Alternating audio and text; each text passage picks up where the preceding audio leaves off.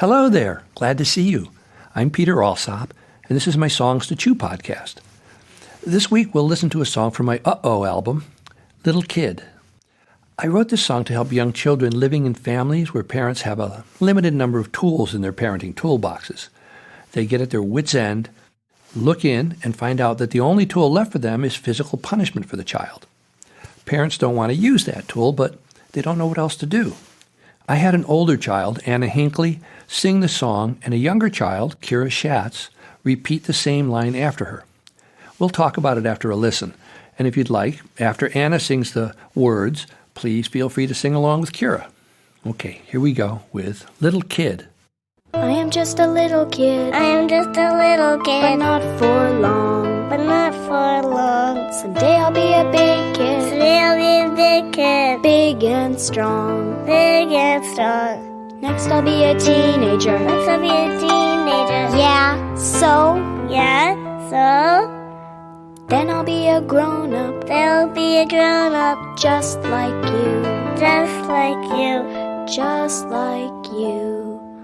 But I won't hit my little kid. I won't hit my little kid. When something's wrong. When something's wrong. When I'm angry at my little kid. Angry at my little kid. I'll sing this song. I'll sing this song. I'll say, hey, I love you, little kid. Hey, I love you, little kid. When you act like a little kid, that's okay. When you act like a little kid, that's okay. I'm sorry I was mean to you. Sorry I was mean to you. That's what I'll say. That's what I'll say. Hope I won't be a grown-up who acts that way. Hope I won't be a grown-up who acts that way. 'Cause now I'm just a little kid. 'Cause now I'm just a little kid. So I act like a little kid. So I act like a little kid. And that's okay. And that's okay. That's okay. That's okay. That was Greg Hilfman playing piano with the kids. When I perform the song live in concert, I ask the audience to repeat each line that I sing right after I sing it, like Anna and Kira. The first part of the song is fun and simple, and even a bit humorous, and everyone repeats after me. Then, when I get to the lyric that says, but I won't hit my little kid when something's wrong, things change. Because when I sing this song with a family audience that has parents in it, there's a high probability that some of them spanked their children, or they were spanked themselves by parents who didn't know what else to do with an unruly child. So we all sing along enjoying the concert, and everyone repeats every line, but at this point in the song, some parents find themselves in an uncomfortable situation. If they sing that line out loud, but I won't hit my little kid when something's wrong, they know it isn't true, because they do spank their children.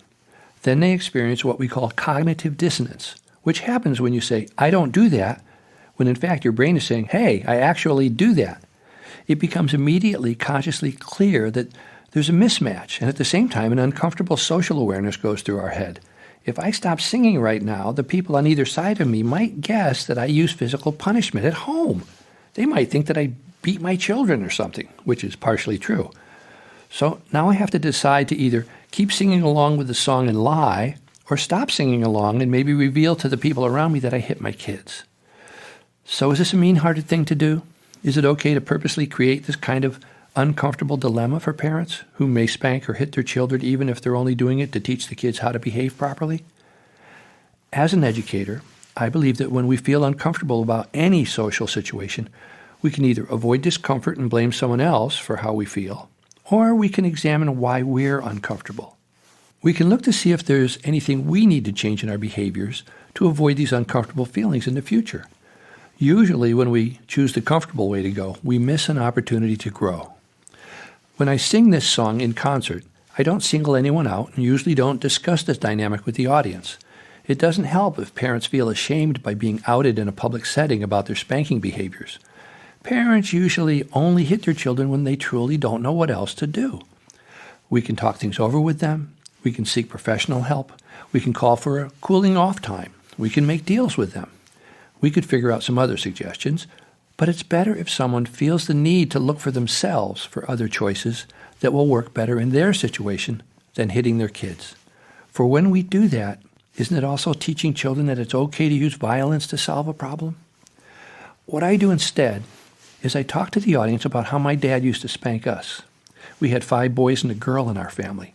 My dad made a chore chart for us kids where each of our names were listed, and we each had boxes that we needed to check off when our separate chores were finished. At the end of the day, when my dad got home from work at 6 p.m., if we didn't have our chores done, we would have to bend over and grab our ankles, and we got spanked on the butt with the John Brown belt for each box that wasn't checked off. Man, you should have seen the activity around our house at 5:55. Finally, one of my human service professional fans spoke to me after a concert. "Hey, Peter, you were an abused child."